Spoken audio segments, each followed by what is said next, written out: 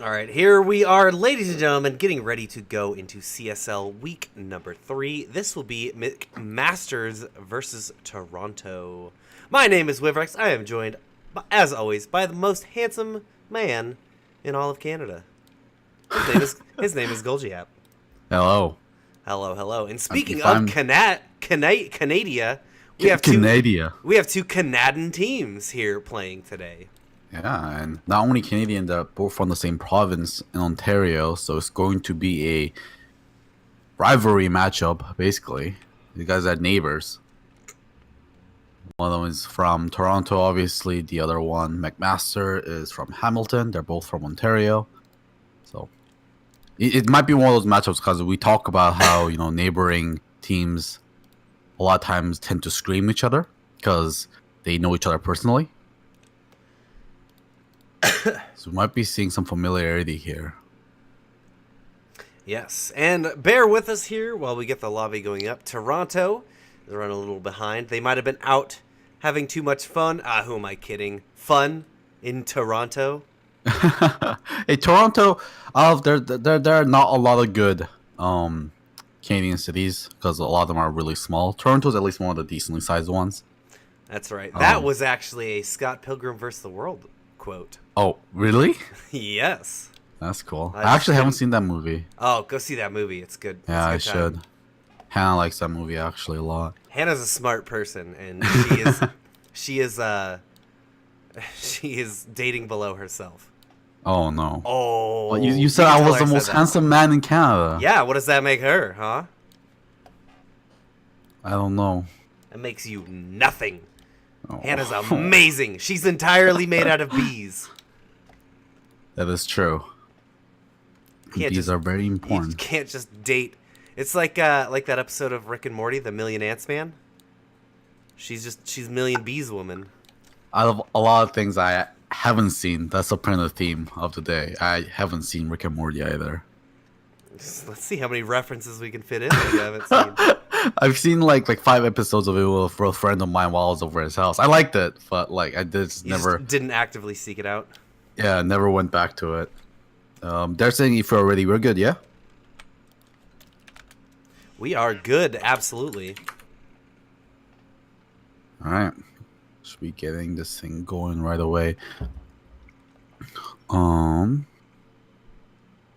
We have a unassigned player right now. I don't know who that is, but if he belongs to one, I don't know about that. Okay, so we had someone unassigned in the unassigned slot, and the game started with it, which means that person can see both sides without delay. He was here as soon as Cheese put up the lobby, so I think he is a CSL person. Okay, if it's a CSL person, it's no problem. I'm just worried because don't want to get anyone cheating up in here. Not that I suspect the teams are doing it. I bet they are. I would. For the sake of fair play. If you ain't cheating, you ain't trying. I mean, if you're doing everything it takes to win, all right, I Golgi, guess. let's play the pick band game.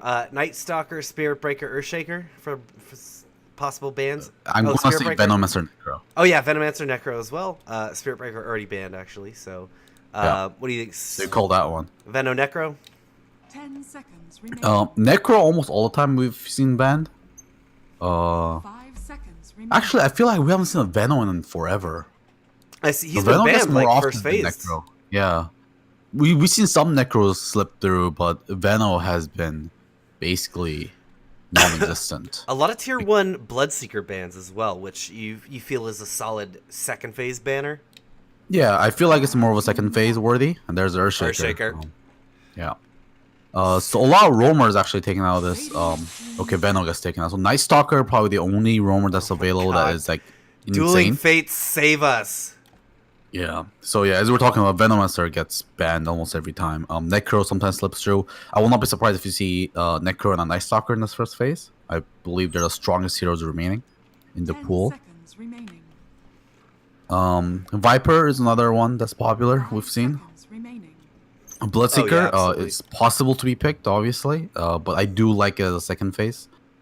But it is possible. He's strong. That Lich Spirit Breaker is usually make it through the bans, and those are the first picks I usually see. Okay, there's Oh my God. Night Stalker was one of the ones I said would get banned or picked, so there he is. Like, I hate the fact that we can call do this? because Yeah. Yeah, because I said Night Stalker is probably the one they're going to pick because that's the only available roamer that's like super high tier. I mean, there are other good roamers out there, but the 3 best roamers right now is Spirit Breaker, Earthshaker, and Night Stalker. And right below it, I think, is Nyx.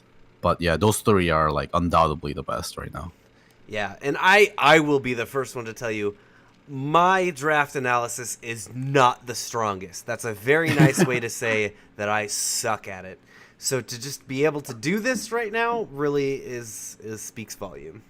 But I mean, we've been casting together for over a year now. I mean, it makes sense for our draft analysis to get better. Although, I guess our draft analysis is really good on this patch because we've been casting on this patch for half a year.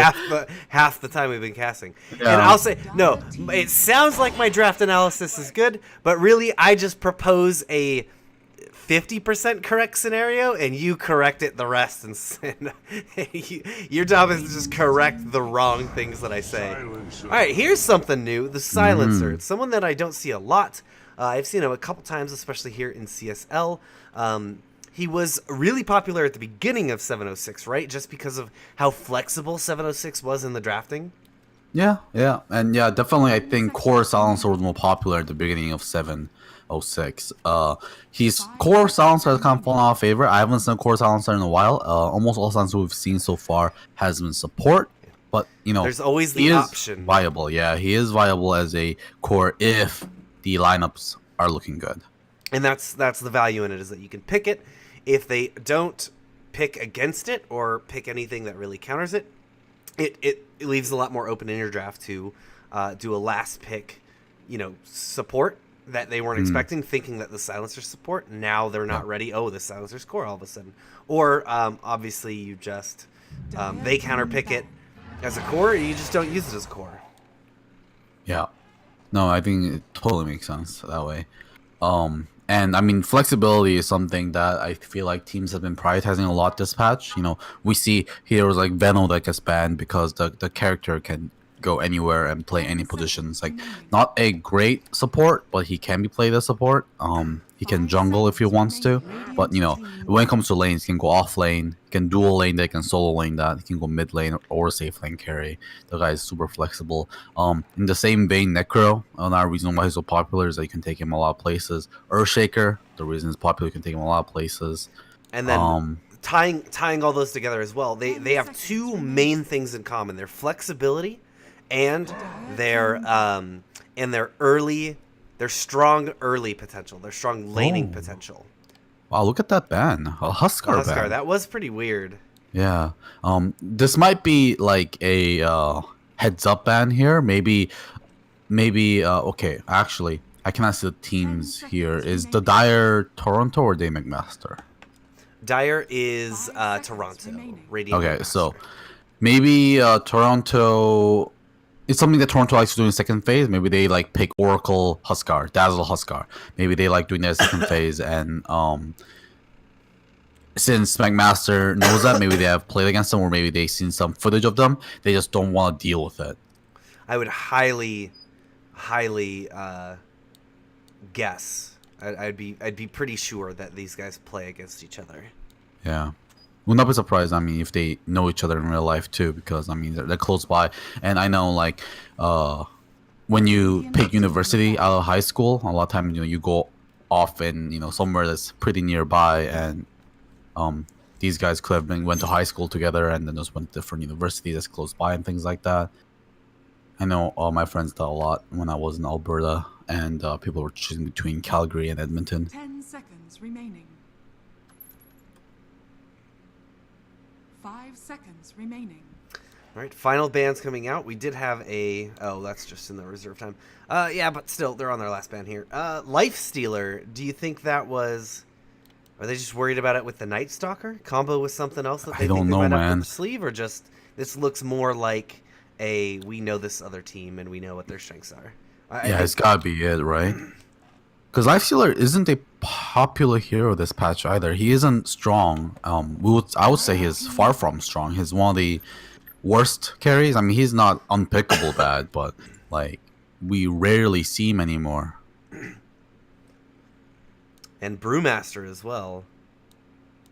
He's still got some viability, but because his ability to go early, 10 but he seconds falls off a remaining. lot, and then he's kind of dependent on that cooldown, right? Which doesn't fit into 5 how things have seconds been. remaining. Like minus Batrider, all three of these bands are very niche. So like it's gotta be some kind of familiarity coming out here. Radiant team picked. Here's a Pugna. All right, so Pugna Zaboop. slips through. Yeah, it's, Pugna doesn't necessarily look absolutely great here against a Night Stalker and Jakiro. But I mean, he's just a strong hero if you want to play early game push lineup. The guy, even though he is slightly countered, he can get a lot of work done in the early game before it turns on. But you know, of course, Pugna has a hard time dealing with the silence coming from Night Stalker, and Pugna loves to go against people with high mana costs because obviously Netherward is an obnoxious spell. But Night Stalker and Jakiro has pretty fairly costly mana abilities that won't blow them out.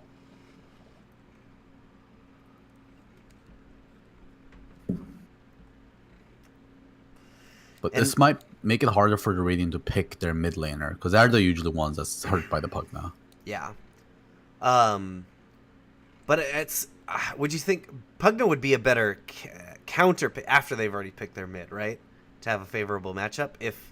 If you pick them like this and then they have to pick their mid, it gives them a lot more flexibility There to you work go, around yeah. it. Visage is a great pick against Pugna. He has a Gravekeeper's Cloak to be able to mitigate a lot of damage from Pugna because Visage is bad against rapid damage that does medium amount of damage. Like, because if you do too little damage, you won't pop his Gravekeeper's Cloak. If you do too much damage, you're wasting damage on his Gravekeeper's Cloak. So you want to do like medium and consistent damage. And Pugna definitely doesn't do that. I mean, until he gets his ulti. High bursts in short, or in long periods in between, right? Yeah. So like Visage will line up very well against Pugna. But you know, about saying like picking Pugna reactively, I think Pugna is a strong enough hero that you can pick him just proactively. Although you would love to be able to counter with him, but like you don't necessarily need to do that.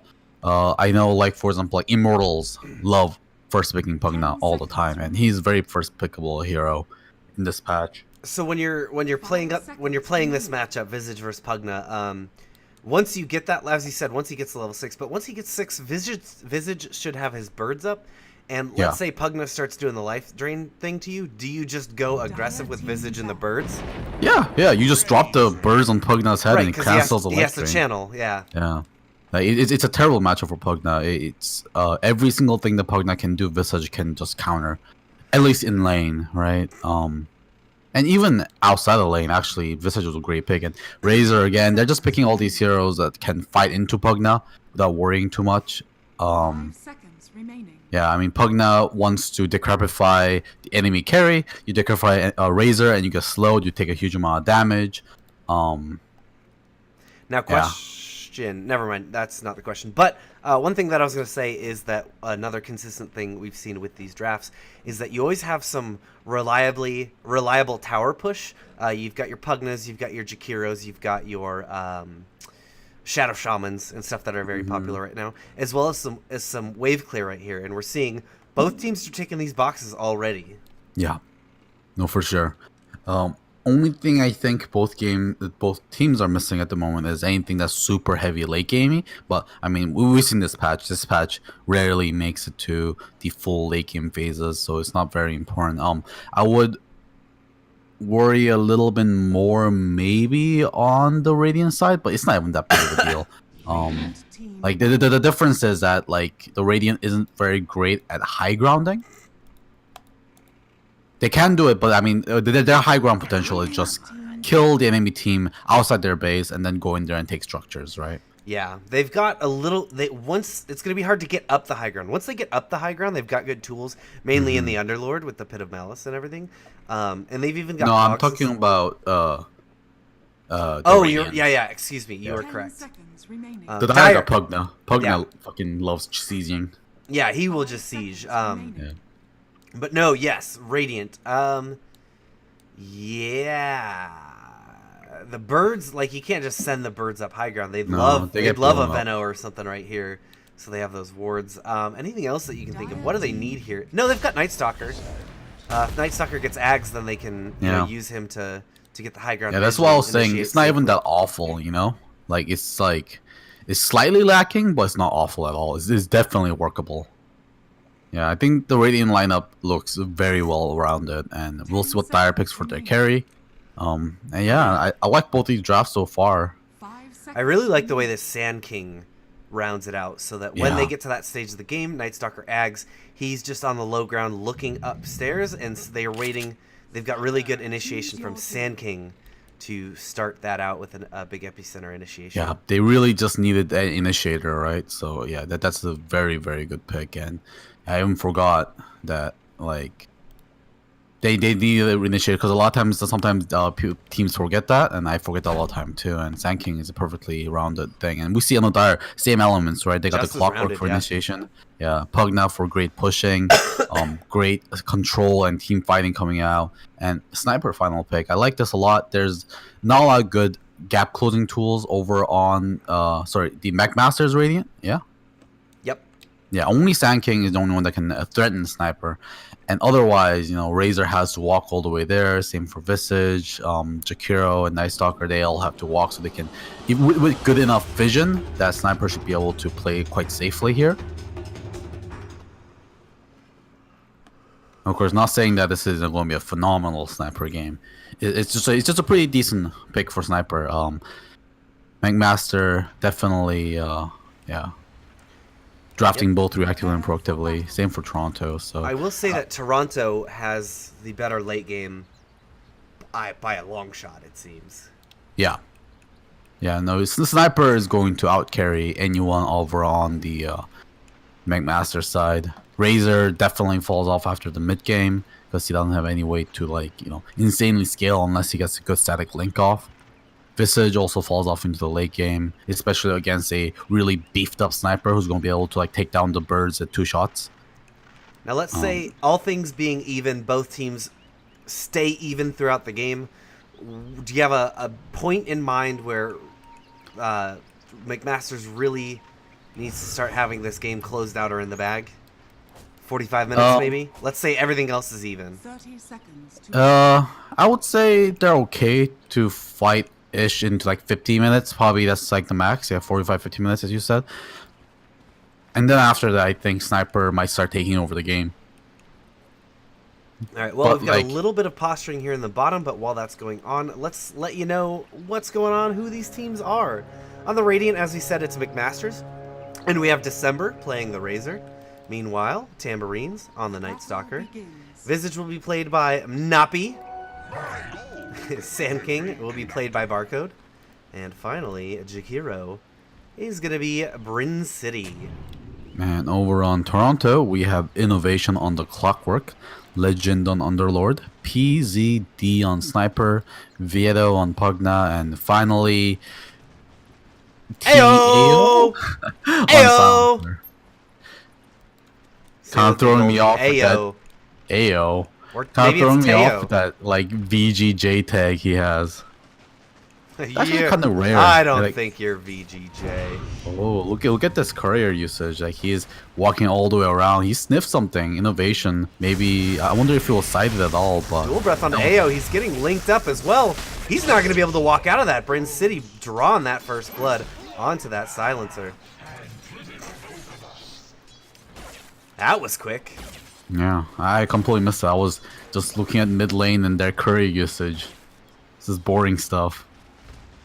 At least you caught it.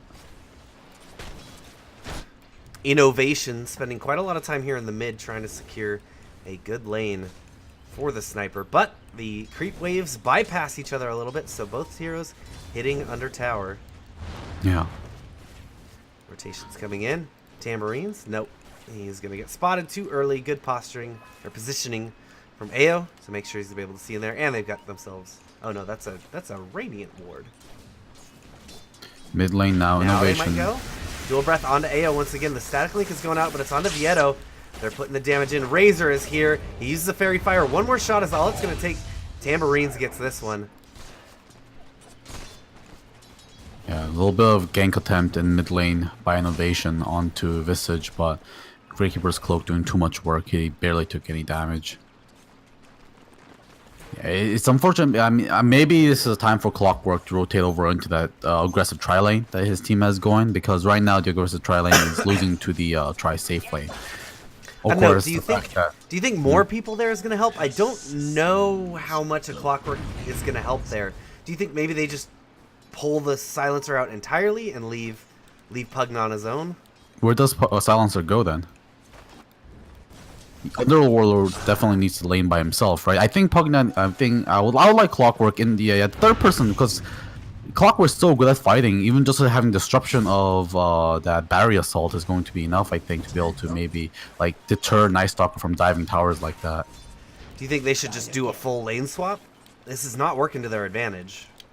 Yeah, I mean, it was a very good choice by McMaster there, taking the Razor safe lane, right? It's one of the strongest safe lane laners in the game, with that unstable current. He's inside the cogs right now, but Innovation is actually taking way more damage than him. Even with that so far battery assault, he's just got level 2. So it's not doing too much. Barcode trying to stay in lane. He's got the hot lane 2 levels again. in Caustic Finale. They're chasing down AO once again. Yeah, these rotations by Innovation has been so far very lackluster. I think like he gotta get some kind of gank off, or like he's trying to go mid again, but he's a little too slow. It's daytime, so Nopi can see him from a mile away. They find tambourines. Is he cogs? He just wants to get a maximum stun duration. Yeah. He can. Trying to get through the cogs. They've got a dual breath coming out. Now cogs are going to stun up tambourines, and that will be enough to secure. Very good rotation by Innovation. Yeah, I think this bottom lane is the lane to be. Visage is too hard to gank. Sand King is too hard to gank, and there's a lot of kills to be had in this. Well, they're rotating around. They're trying to go on him Napi again. Innovation's in the back. They've got the shrapnel coming down. Here comes Innovation. He gets the slow onto him. Easy peasy. Grave Chill. Grave Chill. Too good. Now a dual breath is even going to go onto them. PZD under the tower taking quite a bit of damage. Here comes Sand King. They get a nice set of cogs to stun him, delay him up a little bit, but he will be able to get the burrow strike through. And now Innovation going to go down to the tower. No, Tambourines will get the last hit. AO even in a bit of trouble. He's going to throw down one of his, but will go down himself. Filled as ganks get, I think, is safe to say. Yeah, I feel like maybe Toronto has a little bit of unfamiliarity going against the Visage. Visage is still kind of a strange pick, because I mean he is popular, but he is like a very latecomer into this patch. He's just getting harassed by tambourines. He almost half his life. But yeah, like a lot of teams still aren't used to laying against the Visage, but like they gotta realize Visage is just impossible to kill, like unless you commit so much into it.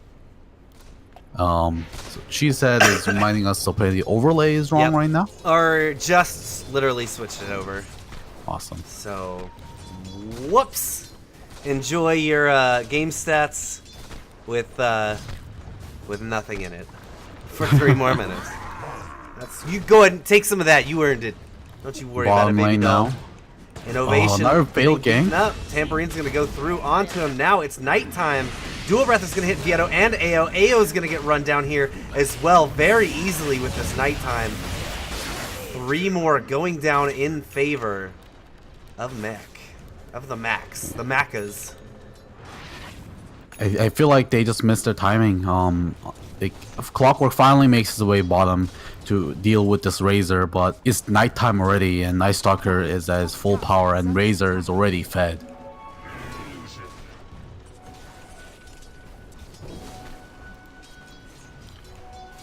Yeah, it's a hard game to be a Clockwork this game. There's no matter where he goes, it's just really hard for him to get any kind of work done. I mean, I think at the start of the game, at the daytime, he could have harassed the offlane a little bit more, as in it helped his offlane. But this is how we somewhat expected it to go, and McMaster's needed it to go, right? They've got a real No, good mid early, lane. and they need to hold this. Yeah, PZD is just getting run down by 3. The birds are going to be there to get the stuns, the drops. Oh, innovation. Oh, innovation, yeah, comes in a little Wrong bit too late to really do anything here. He's going to use some cogs, but the birds, they don't care. They fly, man. And then now AO in the bad place again in bot lane. He's going to go down too. Yedo's trying to come do help, some but mad a dual jukes. breath is going to hit him, and he's fully found. And Viedo's only level 3. Oh my god. Yeah, and this is McMaster. This is really how McMaster's needed this to go. They've gotten really I don't good think pressure. so. Like, I don't think like this isn't the way that Toronto should be playing this early game either. Their team isn't a late game powerhouse by any means. It's just sniper. That's literally it. Yeah. Right. So like I think McMaster is just outplaying them in this early game. Honestly. Oh, and this is something we should mention. Both of these teams are undefeated so far, 2-0. As Yeah. far as their actual series, Mid lane. Another gank. Oh, but that that grave chill is so Yeah. good. he just flies away. He just race cars away, basically. Yeah. You gotta remember, he's got a Steals and 330 move speed with his boots up. Grave Chill giving him an extra, God, I don't have it up right now, but 32%. It's a drain, so he's probably getting a roughly 100 move speed out of it. Yeah, especially against the Clockwork. Who's getting Innovation. killed again Yeah, in mid lane? again, just across, trying to make the ganks happen, but they don't have the people, they don't have, and the other team is just too good at the rotations. Yeah. What does Toronto need to do now? Stop with the gank attempts and maybe go into some recovery mode if they can, if they're allowed to. Yeah, I think that's gotta be their only choice, right? At this phase, they can't fight. They gotta see if they can jungle it up. They can protect their jungle, make some reactive rotations rather than any proactive ones, because diving people under McMaster's tower hasn't been working for them. Innovation lays down a ward. That might have been spotted, but Innovation, you're in a bad place. You're only level 3. Yeah, and that ward is going to be taken out immediately. Yeah, but it's not like, Clockwork can just jungle, right? The hero is like awful at jungling. He's gotta do what Clockwork knows how to do. He's got ganked, right? We're going to try and go on to Try it. Minopi once again. He's just got the Grave Chill. And he's even going to Oh, go he's going aggressive with hot. it. God damn. Oh, well, this is a rough game. Yeah, I really feel like at this point, Innovation might be a bit of a Hindrance. hindrance to his own team right now. He is in full feeding mode here, 1, 5, and 0, and every lane he goes to, it just seems like he brings bad luck. Like, what does he do as a Clockwork, right? I mean, what he would love to do if Legend feels generous enough, Legend could go into the jungle and give Innovation the off lane, or rather his safe lane, actually. Even This, AO, 06 and 1, so oh, he's man. having a really rough They're time. diving him. They're trying to go. Oh, Sniper's going to go down. Now AO and Innovation TP'd in. They're going to try and fight, but they're just taking so much damage already. Tambourines is in the backline. One Soul Assumption's going to do it. Now Innovation on the run. They already took down the Pug as well. my It looks like God. Razor got him in the bottom while he was trying to TP. Legend, the last one alive. He's under the tower, but McMasters, McManus, McDonald's, McClintock, they're ready to roll. Oh, they're just going to let him go. I love that. I love that. I love that. The discipline that McMaster shows there. Like, they could have won Underlord, but Underlord is the only person over on Toronto who has good farm. He's a top of farm right now, even better than Razor. 62 last hits right now, and he is tanky, he is high level, and the Toronto are coming back up. And the only way that McMaster can really throw this at this point is to make some kind of aggressive maneuver like that, diving Underlord that's fed on their tower. So, love that composure. They didn't need the kill. They already won a huge team fight, so they pull out. I'd have gone for it, Golgi, but that's why. I would have gone for it too, honestly. But like it's a risk they didn't need to take. So I think that's why I love that play so much. Yeah, it's a real high risk, low reward because they kill him. This Underlord, he's got some pretty good farm. Net worth sitting at 4,000, but it's not that much above everyone else. They're not actually going to get that much out of it. No, they're only like 250 gold or something. So yeah. And with such short respawn timers, most of TPs were expended, but there's still the potential that he's just able to pit him up and wear him down, and then someone comes in and you start getting assassinates. Yeah, he's getting chased down by Tambourines. Tambourine's just going to run away. Pit him out. It's going to be a little short. And he makes his way. Oh, he's getting assassinated. He's going to eat nothing. Well, he's going to eat a little bit of the shrapnel into the assassinate, but he is a tanky enough boy to survive that. Dire's bottom tower has fallen. And the bomb tower actually claimed by Razor. Yep. And now Monopi is looking to go on innovation once again. PZD has shown his face here. Let's see if Monopi tries to go. And Ice Path is going to come down. Dual Breath into Vieto. Vieto's going to drop the ward. Another ward. They get some nice drops onto Sniper, but they see that they don't have the kill potential yet. There we go. We get a nice static link onto him. He'll just back up, and very disciplined once again. They're going to take this Nether ward, try and get on out. Not pressing the issue if they don't have to, and they don't. Yeah, and great Visage plays so far by from Monopi. He has great micro skills, and I've been just taking a look at how he controls his familiars, and I haven't seen him miss micro them once yet. He's kept him alive so far with the Grainstone drops.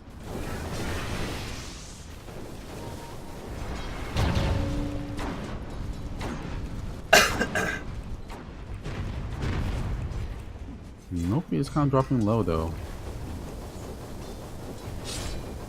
He just won't be able to take this tower. And meanwhile, top lane, December, yeah, he's just taking it in the off lane there.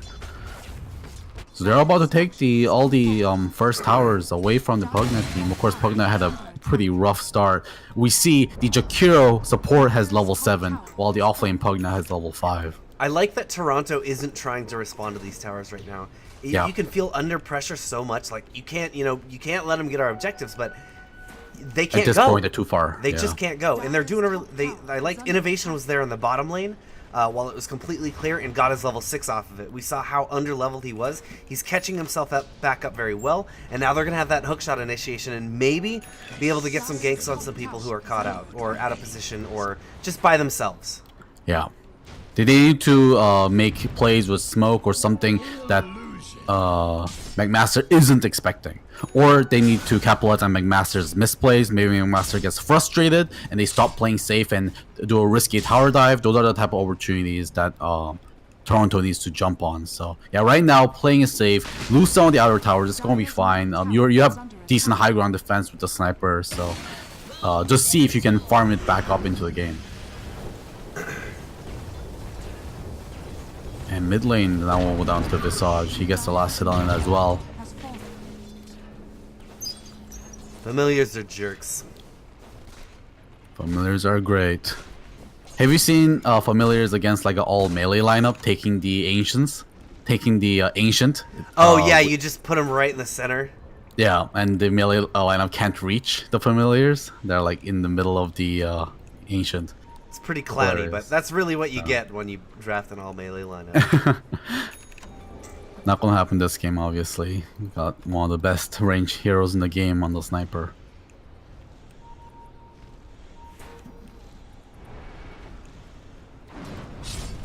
We haven't paid attention at all to Barcode here on the Sand King, but he has been farming up a Storm. He has the highest net worth in his team right now. He has a Blink Dagger done already. Oh my good gravy. He has double boots. He has Arcane boots and a Tranquil boots.